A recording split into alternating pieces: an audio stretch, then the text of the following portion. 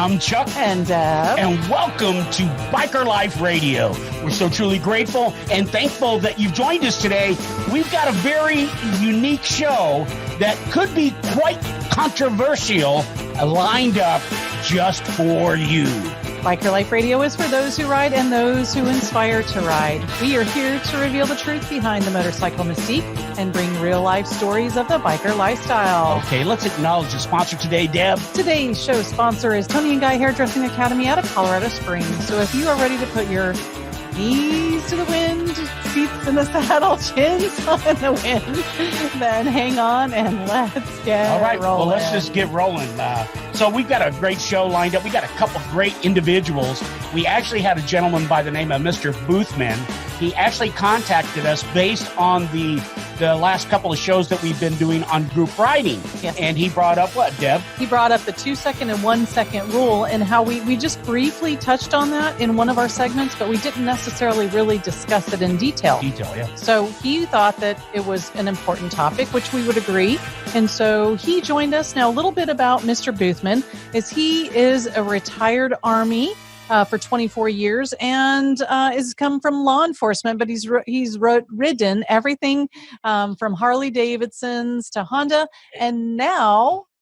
Yeah, I'm just wanted to say, I'm looking at his bio or resume or whatever it is that he sent over. He says that he was a retired civil service for police officer and formerly a certified traffic accident and investigator. Right. I'm sorry. And in addition to that, he actually taught the defensive driving course to approximately 700 military personnel. So if he is not safety driven, I don't know. And he's been riding motorcycles for 45 years. So that's right. And so he's got a little bit of experience. And right now he's actually transitioned from the 2 wheels to 3 wheels with the Polaris slingshot. So he brings a lot of great information to the table regarding not only 2 wheels, but 3 wheels as well. So that's one guest. And then we also have Jim Wilder joining us. And Jim's background, again, 34 years retired Army, a great servant's heart, and 29 years with our local hog chapter. So again, he's been the director. He leads rides and is a ride leader. Has done all sorts of things and is just, again, a phenomenal wealth of information and experience to share with everyone regarding this topic. He's been riding since he was 10, and he's gone all over the country. And he spent most of the time while he was in the hog chapter, probably as the director. As long as we've known him, he had been the director for a number of years. So we're going to have him on, and we're going to go right there. We're going to get them on here in just a second, Deb. That's right. All right, so here we go. Let's go ahead and see if we can get everybody switched over and bring everybody on board. Hold on just a second. All right. We are kicking it into high gear today because we thought we were done with group riding, but it's not over yet. We actually had one of our listeners from another part of the U.S., which we'll talk about in a moment, ask some questions and make some great recommendations about talking about this 1-second, 2-second ride.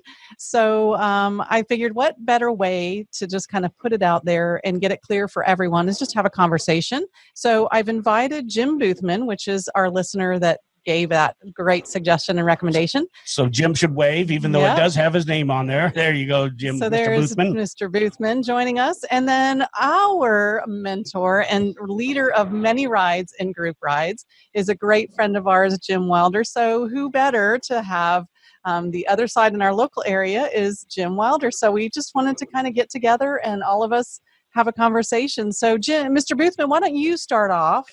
And it was Mr. Boothman that contacted you, right? Correct. Yep. So that's where I wanted to start is really, what prompted you to really talk and want to talk more about the 2-second, 1-second, following distance and things like that with group riding?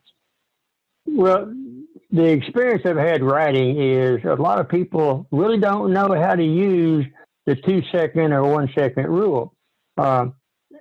In my previous history of safety, not only in the military, but in civilian life, the 2-second rule applies to any motion or any vehicle that you're driving. You can follow somebody, you don't know what the speed is, or you don't know what the distance is I got to have. Just use the 2-second rule. We can use a road sign or a paint mark in the roadway or a bridge above, or whatever, some fixed object. And obviously you can't use a shadow, but you use that 2-second rule, and it gives you a good, safe following distance. is in group riding.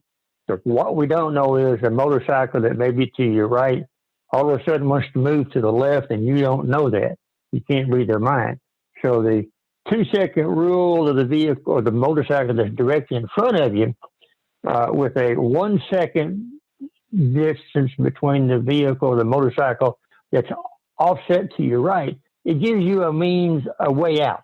I always try to drive defensively, both in my car and in my motorcycle. Of course, now I'm driving a what I call a Batmobile, a Polaris slingshot, and there's a big difference even in the slingshot. I did have a Tri-Glide Harley 14 model, and when I got that Tri-Glide, I was also given a booklet from the Motorcycle Safety Foundation that discusses the 1 second, 2 second rule, as well as gives them some illustrations. So when I see that, if everybody would talk about that 2 second rule, 1 second rule before group rides during safety lectures by the hog chapter directors or their road captains or whatever, it has to stay on your mind all the time. You have to be aware of what's 360, what's around you, not just in front of you or to your left or your right. So that's kind of how I got into saying, Deb, I love watching y'all's podcast, but then the group ride, as you train the new riders, the 1 second, 2 second rule is a foundation of safety for riding in a group. Absolutely. Great point. And that's why we thought it was a good idea to just go ahead and get you right on here. And we appreciate you bringing that to our attention. And before I forget, before we move too much forward, we wanted to thank you for the little gift that you sent to us in the mail. We've actually got those flags displayed behind us here. Yeah. So thank you for taking the time to send that to us. It was very kind of you and thoughtful as well. So we really appreciate that, Mr. Boothman. Thank you. You're welcome.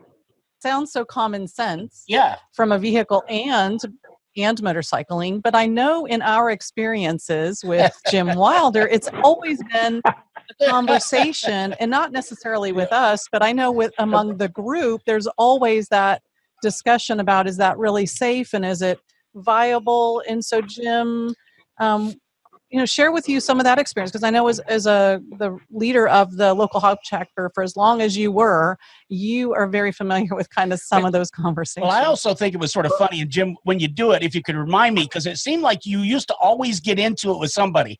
Someone always seemed to dispute you on the 1 and 2 second rule, and I couldn't remember who it was, because we tried to get them on too, because that would be for make some good. You bring up the 2 second rule, and you brought up a whole world of issues. Anybody in this group know where the 2 second rule came from? Oh, good question. Yeah, that's a great point. No, I don't know that I do. Although I do know maybe the Army. Yeah. I tried to find out. I don't remember. The best I can come up with is Wikipedia.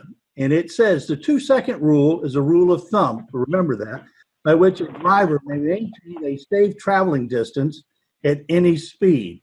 This is that a driver should ideally stay at least 2 seconds behind any vehicle that is directly in front of his or her vehicle. This is intended for automobiles, although it in general principle applies to other types of vehicles. Some areas recommend a 3 second rule instead of a 2 second rule to give additional buffer. The 2 seconds is not a guide to safe stopping distance, it's more a guide to reaction times. So if you start, and I'm sure that when you're instructing your new riders, the reaction time is to get your hand onto the brake. Right. How long does that take? That's the first part of the reaction time in the 2 seconds. Right. So again, everybody's reaction time is different. Mm-hmm. Some people actually ride with their hand on the front brake along with the throttle, which reduces the reaction time. So keeping that in mind, at 40 miles an hour, your stopping distance is 65 feet. Wow. 65 feet. That's a lot. That's a lot. Yeah. And that's, so the bike in front of you locks up his brakes. How long does it take you to lock up your brakes? 1 second, 2 seconds, 3 seconds? Right? That Just reaction. depends. So it's an individual issue of reaction time. Mm-hmm. My reaction time, once again, at 69, is not as good as it was when I was 50. Right. So the other thing is 2 seconds, and this is where the issue has always come in. It's 70 miles an hour because you're on an interstate. You're going to travel 103 feet per second. Hmm. So 2 seconds, that's going to be approximately 205 feet between you and the bike in front of you. Okay. Okay, 205 feet. So think about this. You got a tractor trailer that's next to you. You're going to be leaving enough room for 3 tractor trailers to pull in between you and the bike in front of you. Is that a good thing? Mm. Yeah, not in group riding, as you know. Well, That just a few bikes could extend, So miles this- long. It's Yeah. crazy. Exactly. So, I mean, and it goes, the lower speeds, I think it's more appropriate. 25 miles an hour, you're 37 feet per second. So 2 seconds, you're traveling 73 feet. And at 25 miles an hour, it takes you approximately 30 feet to stop. That's something. Yeah. The other thing that we have to take into consideration is the type of bike that you're riding. I ride a newer 2019 Street Glide Special. It has new safety features that Harley's coming out with, anti-lock brakes. There's all sorts of the electronic sensors where both the wheels spinning are tied together. That's going to improve your stopping distance. Do you need to have 6, or 4 semis between you and the bike in front of you if you're on the interstate? Can't imagine. Seen it happen. Well, yeah, because once Not again, we get into this argument, and I go, okay, That's where the argument comes in, right? and Right. I start doing the 2 second rule. Right. Lower speeds, it works better. But today, I led a ride to breakfast. Speed limits ranged from 25 miles an hour to 60 miles an hour. Okay. So it's very easy to do a 2 second rule. 1001, 1002, and that's how far apart I need to be. Right. But now, as the ride leader, I'm trying to find the bikes behind me because we're getting ready to go through a traffic light. There's 4 cars in between us or more with 8 bikes. If we close up that gap, I don't lose track of the bikes. Correct. Controversy. Yeah. What is the right distance? Let's ask Mr. Boothman if he has any feedback on that, because that's a good place. Right. Well, I think the 2 second rule, and Jim, well, I agree with what you're saying in regards to speed. However, the following distance is relative. The vehicle or the bike in front of you has got to stop too. But your reaction time, just to digress a minute, the defensive driving, National Safety Council defensive driving course determines the average reaction time in an automobile is 3/4 of a second. Mm-hmm. Now, that was so many years ago when I was younger. Like you say, I'll be 72 next week, so I'm getting up there myself. Not that far ahead of me, 3 years. Yeah, but the speed of a vehicle that's in front of you, his reaction time may be slower than yours, may be faster. But the braking on a motorcycle, I've always used both brakes when I stop, whether I'm doing 20 miles an hour or 75 miles an hour. My last 2-wheel was the Ultra Classic that did have anti-lock brakes on it. And I thank goodness I have them on there, or I had it on there, because if I didn't have anti-lock brakes, I wouldn't be sitting here with y'all today. A short story, if I can interject here, Chuck-n-Deb, is my wife and I were en route to Northwest Arkansas. We went through a town called Mena, Arkansas, which is part of the Wilhelmina trail ride up to there, and that's part of the Talamina Rally Cruise for St. Jude's run. But a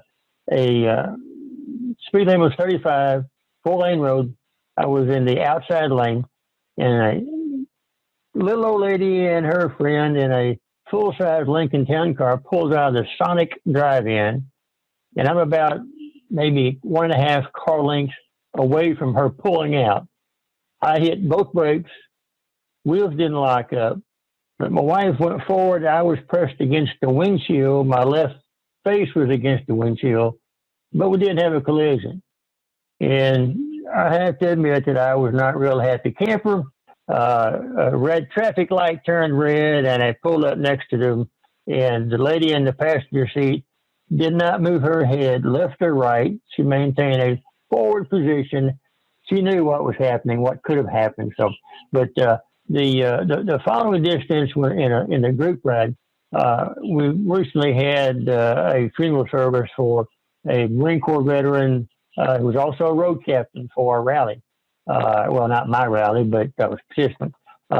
And we had probably 160 bikes, 2-lane roads, interstate highways, and we kind of got split up a little bit. But we were to see all these vehicles, all the motorcycles that were in a staggered formation going down the highway, keeping a proper distance was just like beautiful sunset in the afternoon.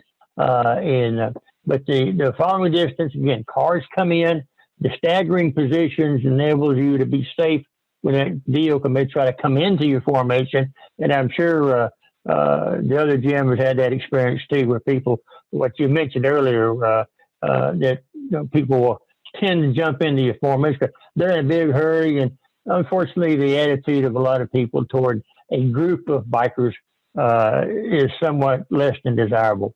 But as Neil Jones, our director of the rally, says, that group of people are riders on bikes. Those are ones maybe in a benefit ride that are collecting money to donate to an appropriate cause, whether it be the St. Jude's or the Shriners or cancer or whatever, autistic children. But the distance thing is something that sometimes is not really covered properly by a lot of safety or road captains, and go from there. So throw my 2 cents in there. Jim, I'm sorry to take any steam away from your comments there. No. And once again, it's a continuing argument because once again, is it safe as you're traveling to have all the cars mixed in and it's going to happen. Right. And now you've got a car that's no longer keeping a 2-second distance on the bike, and everything gets all jammed up. So is it safer to have the bikes closer together and not have the cars in there?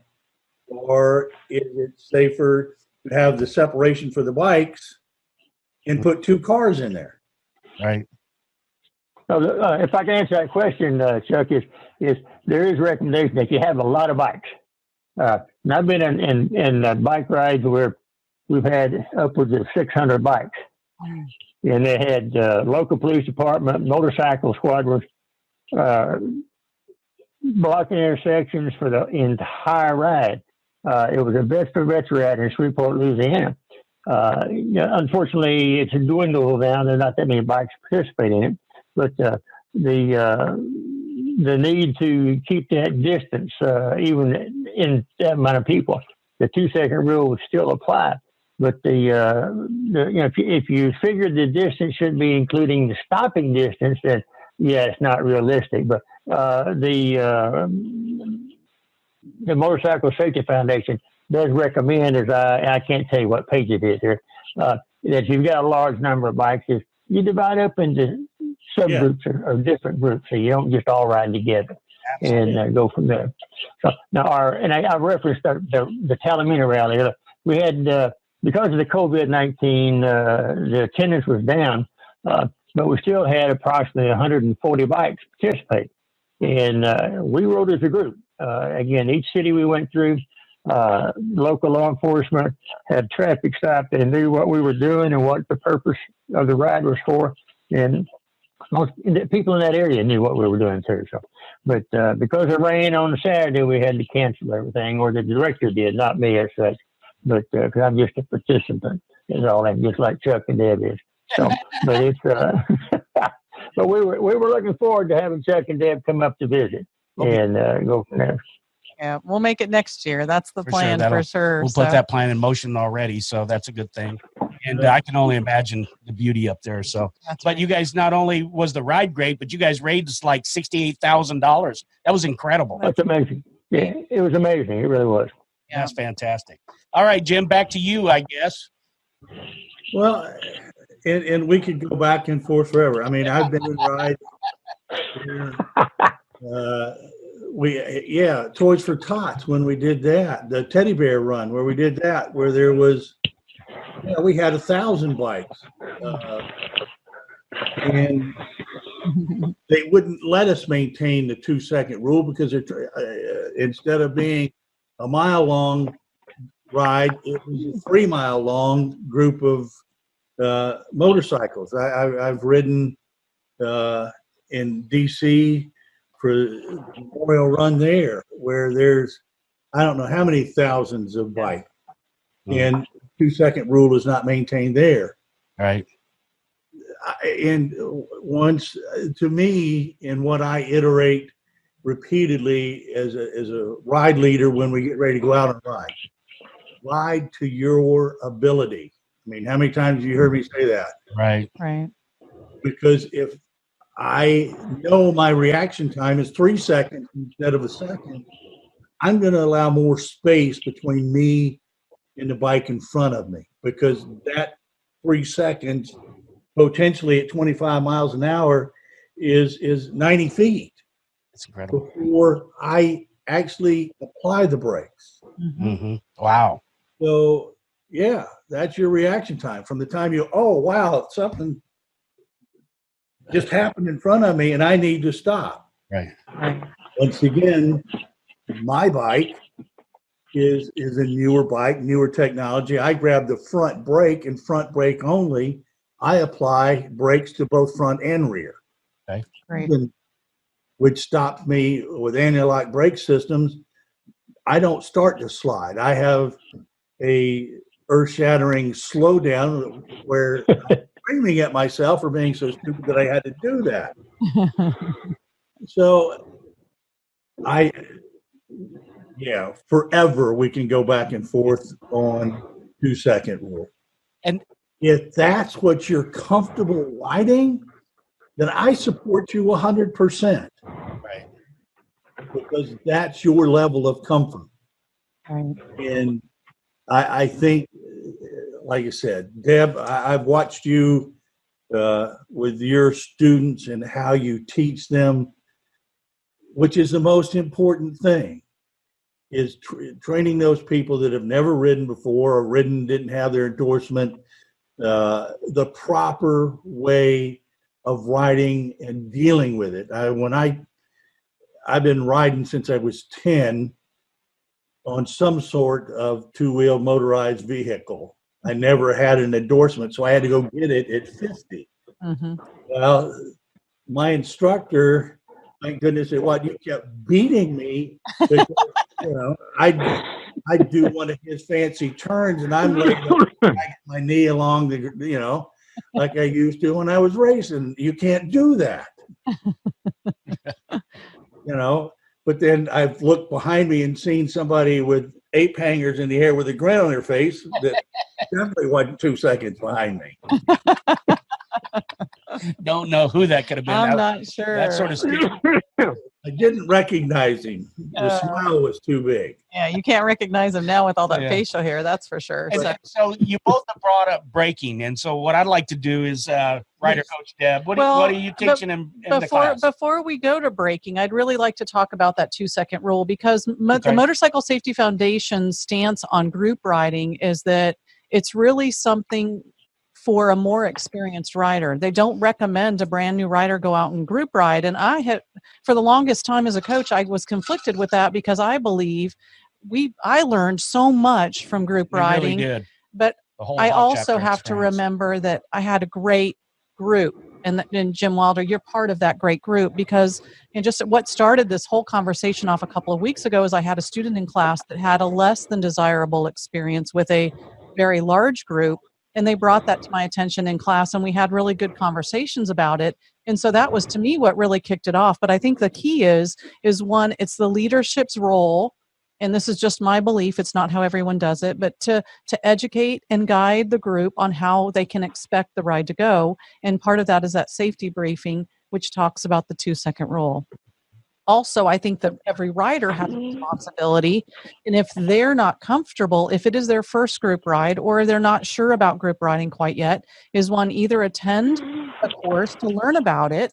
And I know that our local hog chapter provides that. Or two, have that communication with the ride leader at that time so that they can put you in the right position, knowing the majority of the group. Now, I know we've led rides before, and I would probably say I know the majority of the people in the ride and how they ride. So if I had a new rider, I may position them toward the back, where the sweep could really watch them more closely, where they could take more distance and space and not impact the group in such a large way. So, there are dynamics, I think, to group riding that experienced riders need to kind of take that responsibility too. So that's my 2 cents. I agree. So, but also, Yeah. Go ahead, Mr. Boothman. Well, I'm sorry, Dave. In the group rides, and I'm sure y'all have found this out too. The experienced riders have either one or the other position to take in the ride, either up the front, behind the leader, or be the leader, or they want to be in the back. Yes.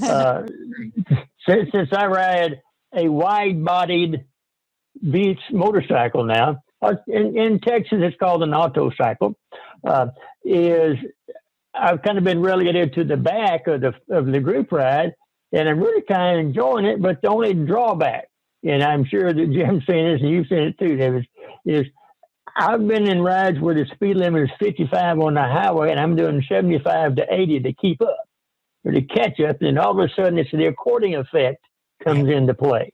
Right. So that's some guys are, and with all respect to Deb, I'll say some riders want to get on their bikes and just open the throttle and go. If they're in the front, they can't do it. In the back, they have a chance to do it, which is unsafe to me. But whatever. Anyway. That's my 2 cents on that. I like that you brought up, and you called it the accordion effect, and I've also called it heard it called the rubber band effect. Yes. Back, it's back and forth. It's like off and on. And people are not keeping the pace as is. So. Well, part of that is in training your ride leaders. As a ride leader, I come up to a stop sign and make a turn, left or right. When I make that turn, if I roll the throttle up to the speed limit, I've got bikes that haven't even made it to the stop sign yet. Right. So when I go around that corner, you've ridden with me, I do 25 miles an hour and keep a look behind me till I see the last bike come around the corner, then slowly go up to the speed limit. There you go. Right. That stops that part of it, because once again, I've been on rides where I'm next to the last bike and have to do 85 miles an hour to catch up. Right. So as a ride leader, there's a couple of things that they need to be taught. Go around the corner, don't immediately go up to the speed limit. Right. Yeah, there's a lot of responsibility, I think, as being a road captain or the ride leader. For sure. One other thing I know that I talk about in my class, because I have personally experienced that, is passing as a group. And we haven't really talked about that either. That's a whole different topic, passing, probably. an 18-wheeler as a group, because in some of the group rides we've been on, the lead bike or two will pass and then quickly get in front of the truck and slow up, not realizing that the rest of the 5, 10, 12 bikes need to still have to continue to pass that. So that throttle, again, and I talk about the no zones and all that sort of stuff in class to help educate people. But that's one thing I know from a personal experience that I have personally experienced. I will certainly take ownership of that. And it's a frustration because you don't realize the gap in front of that 18-wheeler they don't have any visibility for a good long distance out in front of that nose of the truck. And so we've got to keep that momentum moving. And I know my arms are all moving. I'm talking with my hands. But, the group's got to be safe before it gets over. And it's not about just getting over in front of the truck real quick. So can we go back to the question about the brakes real quick, because we are getting a little bit low on time? Yeah, brakes. Anti-lock brakes. I know, Jim, you are riding with them, and I'm sure that Mr. Boothman's riding with them as well. Definitely, and again, from class, I have people come say, I've always been taught to not use this front or the rear brake, and they're taught one or the other. And so let's go to that real quick, because you had somebody in the class. This was like a little controversy for you in class.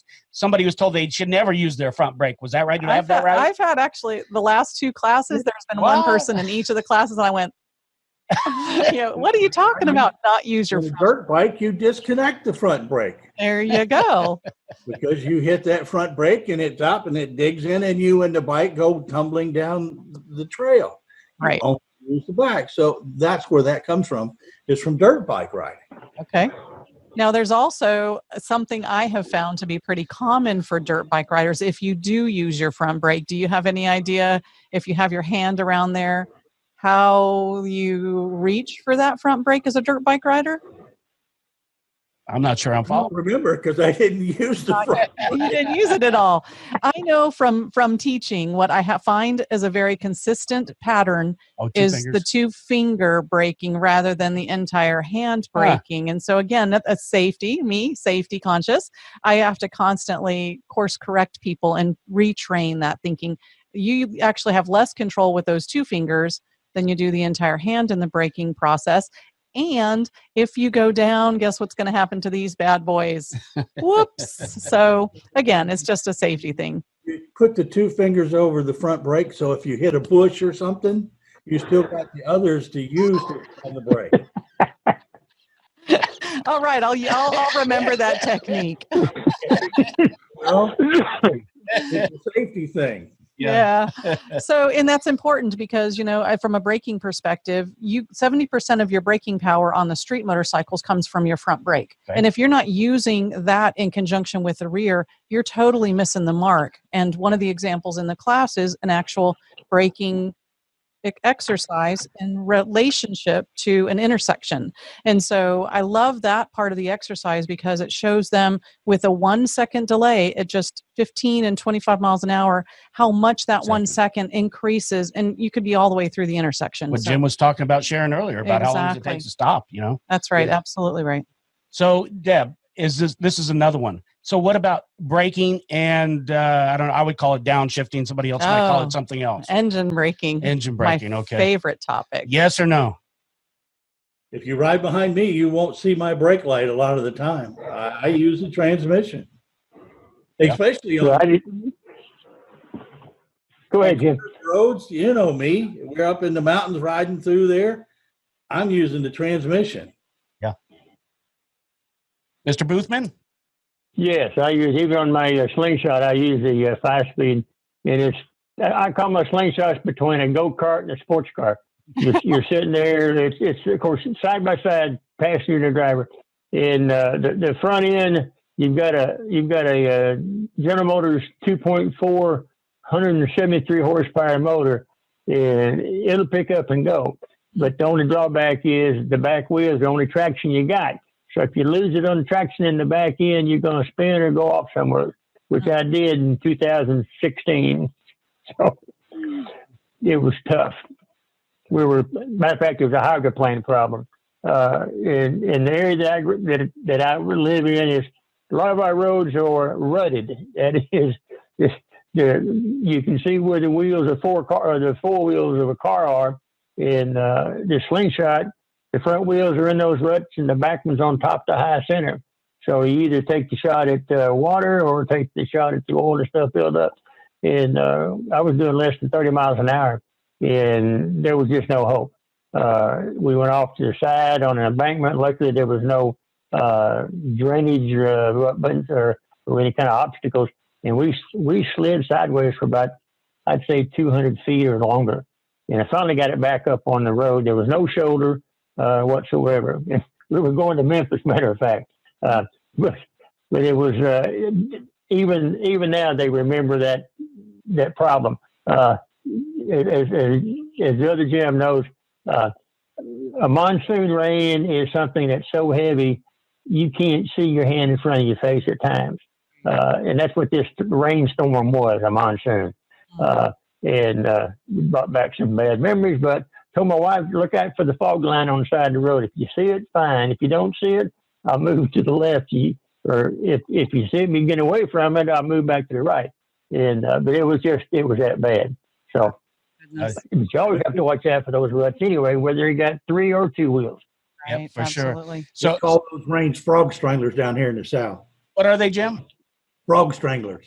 I had I thought we call them a squall or something like that, but a frog strangler. Yep. Frog strangler because they're so much. The frogs drown. They can't keep up with it. Gotcha. I call them frog floaters. Yep. Yep, and we've had those on the way back from Atlanta for sure. Boy, They were Yes. stalling out a few motorcycles there. I remember Janine riding behind Chuck and losing the engine because too much water got into the intake. Right.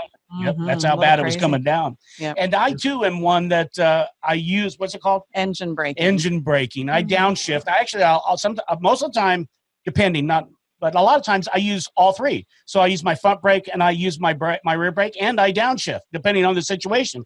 And if I'm going to stop fast, I use all 3. If I have to stop fast and I know I'm going to have to stop fast, well, I'm using everything I've got. But Deb, is that the right thing?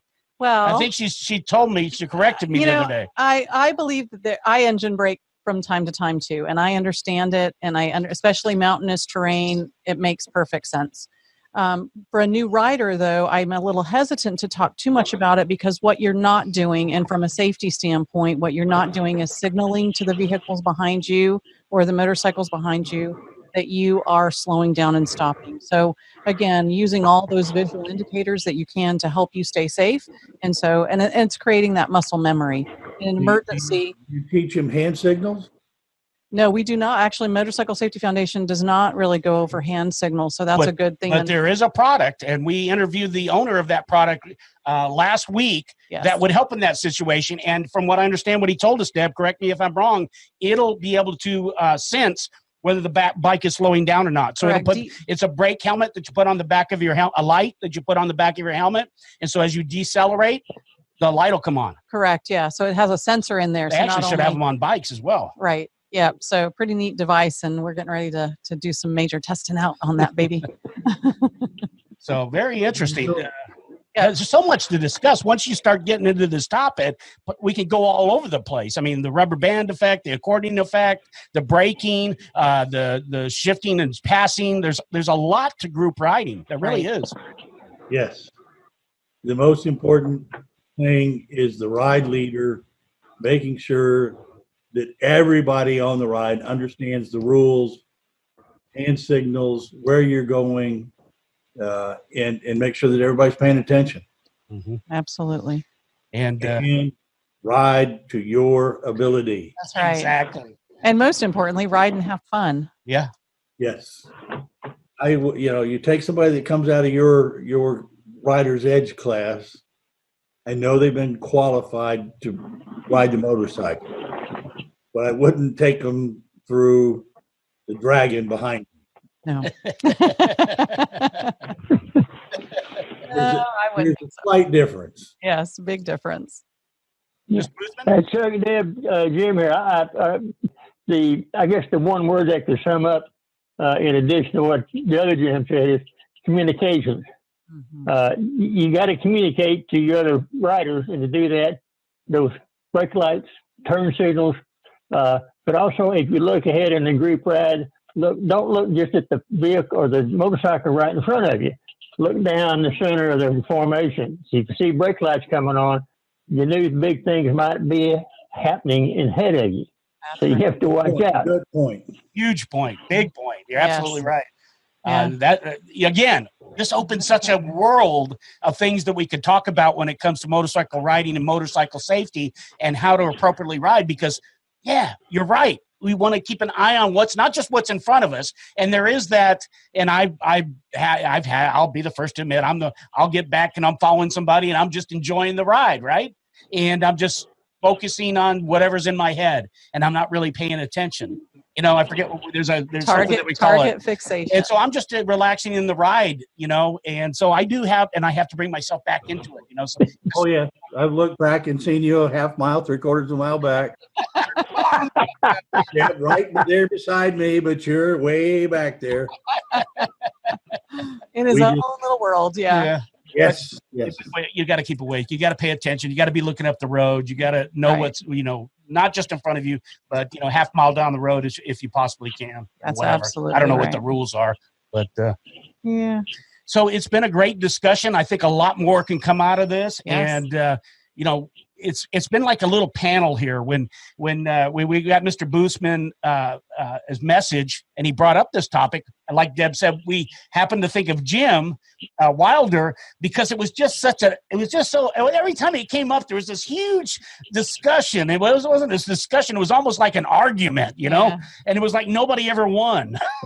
To me, the most impressive thing is it's 70 miles an hour, which is not uncommon for us to ride at. In 2 seconds, you travel 205 feet. That is incredible. Phenomenal. In 2 seconds. To put that in That's almost, it's 2/3 of a football field. right. Right. Oh, So Yeah. it does that's give a lot of space. Yeah. Mm-hmm. And when you say it that way, it does something to your mind, or at least it does to my mind, because I hadn't thought of it that way before. Yeah. I haven't really. It's like, I tried to relate it to something. So I said semis. That's 205 feet. An average semi is 48 feet. So that's the trailer. Wow.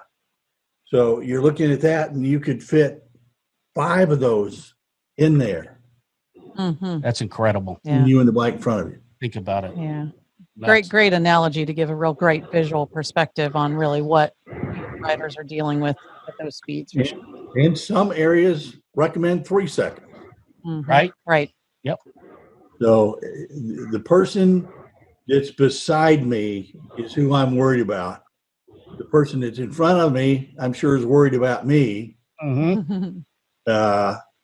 So, Chuck, you can ride beside me anytime you want. I know that you're going to fall asleep, and I'm not going to worry about it. But it's safety is knowing the people you're riding with, Yes. paying attention, looking down the middle of the group to look for brake lights, looking at the side roads to see the cars coming at you. I have a rule that if I see a car coming up a side road, I want to see their eyes. If I see their eyes, I know they've at least looked in my direction. Right. Mm-hmm. But my habit is when I'm coming up to an intersection, I see a car, I take my hand and put it on the brake. That just cut my reaction time from 2 seconds to 1 second. Okay. Yep. A little bit of So there's little things that we can do that. So sure, And the argument, Jim, you and I will argue for the next 30 days. And when I've had enough, I'm going to come to Texas and strangle you. You're welcome to come on anytime, Bubba. No, oh, by the way, Jim, I don't think Deb said, I did spend 10 years in law enforcement working for the Army. Okay. Well, that's a personal problem. You know? No, I get very patriotic the first of each month, if you know what I mean. Too. Yes, sir. I get my check. I did 34 years in the reserve, so I wasn't active duty, but I get my check every month. And Yeah. I'm Your ID card's the same as mine. Retired. Exactly. They can say whatever they want. That's it. When I was a maintenance company commander, I would take my unit out in the bush, and we would convoy out, and my drivers would take the old grease pencil, if you remember them, Jim. Oh yeah. And you would get that 50 meters ahead of the vehicle in front of you. You make a little box, and you kept that vehicle inside that box. And if it got outside the box, you're too close. But if it got with too small in the box, you're too far away. So it was a good means to keep the distance. It stretched out about 2.5 miles with all the vehicles that I had. So they didn't like me on the highways. Remember doing the night moves when you had the 4 triangles? Oh, yeah. Close, you had 4, too far away, you had 1, just right, you had 2. That's right. People don't realize that night driving. I'm not sure how much time we got left, but I need to share a story with y'all that is hilarious. In my riding experience, I've ridden Hondas, of course, Harleys, and Polaris Slingshots. But one of the bikes I had was a Moto Guzzi. Oh, great bike. Great bike. Yeah, I had your bikes, Jim. And the Moto Guzzi in 71 made a 750 and an 850. My father-in-law had a love of motorcycles, and he was a traveling salesman. Small town in Arkansas, Camden, Arkansas, was a dealership for Moto Guzzis. He went by there and he saw one he liked. He talked the dealer into letting him put it on layaway. Never heard of that in all my experience of buying stuff. But he didn't tell his wife it was on layaway. Took her out one time and went by there and they saw that motorcycle. He pointed it out to her, said, "Look, I can get this for half price." She said, "Well, go ahead and get it." So he got his motorcycle. It took him a year to get it, but he got his motorcycle. And God bless his soul, he never told her and took her to his grave. So if you want a new motorcycle, Deb, you don't watch out if he puts one on layaway, okay? All right, now I know the way it works. Yeah, but it was hilarious. And I bought that motorcycle from him several years later. And it was the 850. I had the 750, Ambassador 750. And it was something. Yeah. The only other thing I like better than Moto Guzzi is the BMW with the shaft drive. Yeah. The Moto Guzzi had a shaft drive. Yeah. It wasn't much bigger than your pinky until he went to the quill shaft, until he got to the end to the sprocket. Yeah. Then it widened up a little bit bigger. So tuned up like a 49 Chevy. So what's up next, Chuck-n-Deb? Well, we're going to wrap it up, I guess, here because we've covered quite a bit. It's been great. We're going to have to have you. I think we'll have to have you guys back on. I think you guys are a good mix together. Yeah. Jims and Jims. J&J. Hey, you can't go wrong with Jim, can you? Nope. Apparently not. No. Deb, you have to get rid of Chuck, though. It's just Jim, and Deb. I always have that. Oh, good. Yeah. Chuck-n-Deb, I appreciate. Go ahead, Jim. I just known Chuck-n-Deb for many years, ridden all over the United States with him. A lot of miles.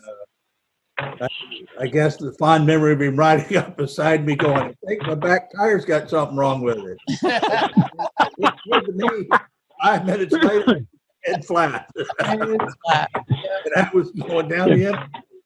Yeah. Yeah, there's been some stories. That's one of those ones. That's the story. There's lots of stories. Chuck-n-Deb, I want to say I appreciate y'all inviting me to participate, and I hope I was able to contribute a little bit and get everybody to understand the advantage of using something like the 1 and 2 second rule for safety. And Jim Wilder, my pleasure to meet you, sir, and thank you for what you've done for motorcycle safety. Yep. I know Chuck-n-Deb are really ahead of us, but I appreciate y'all letting me participate. Well, I think that for taking the time out of your day. Rule is very important. It gives everybody the basic design to separate between bikes, and it puts the emphasis on keeping a safe distance between you and the bike in front of you. Right, and that's the way I feel about it. Very important. There you go. Absolutely got to have it. Well, Mr. Boothman, a pleasure having you on board. Good meeting you over video. We hope to see you and get to meet you face to face next year. At the very least next year at Talamina Ride. And so been a real great time having you here. Yes, totally. And of course my brother Jim from the other mother. I love you.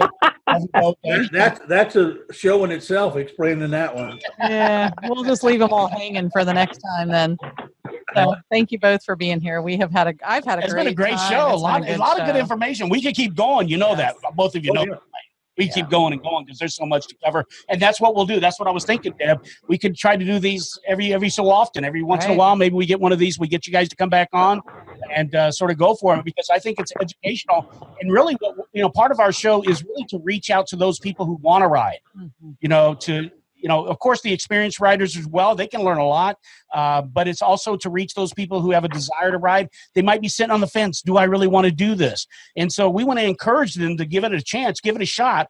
Go take the class, go get involved, and get out there and get a bike and give it a shot. Because as we all know that's on here, it is fantastic. It is just life begins when you get one, right? It's just so life-changing. It's a lifestyle that we all love, that we get out there, and for me, it's complete freedom. Mm-hmm. So that's what we want to make sure we get across to people as well. Yeah.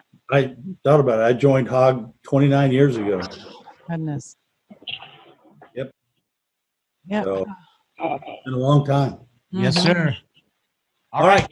Deb, take us out, I guess. All right. Well, thank you, gentlemen, and be sure and stay tuned. We'll see you again soon. Thanks, everybody. See y'all later.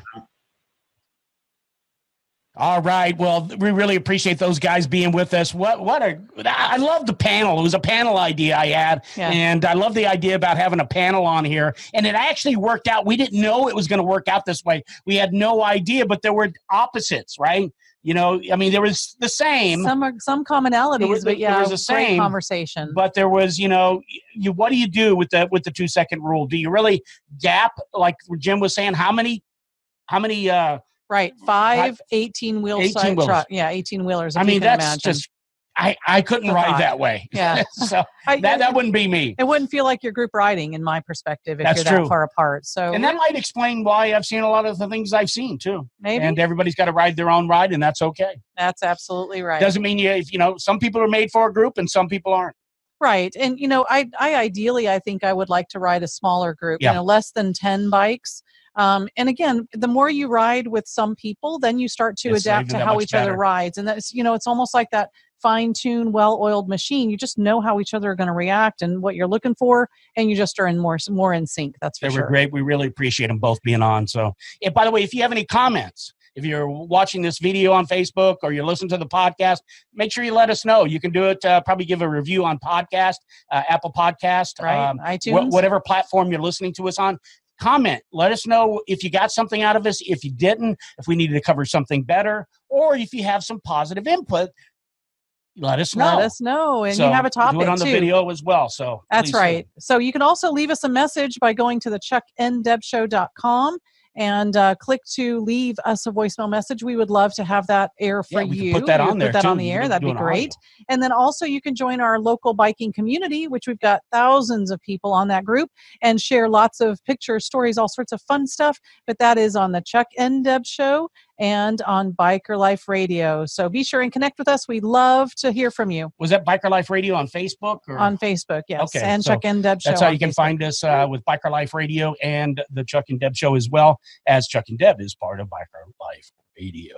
Yep. All right. That's it. That's it. Hey, thanks a lot for joining us, and we really appreciate you. Hope you enjoyed the show. Please provide us some feedback. And until next week, which should be very special. Very special. So you want to tune in. If everything goes as planned, stay tuned. Come back and join us next week. Thanks a lot so much for listening. We do appreciate you very much. Take care, everybody. We'll see you soon on the road.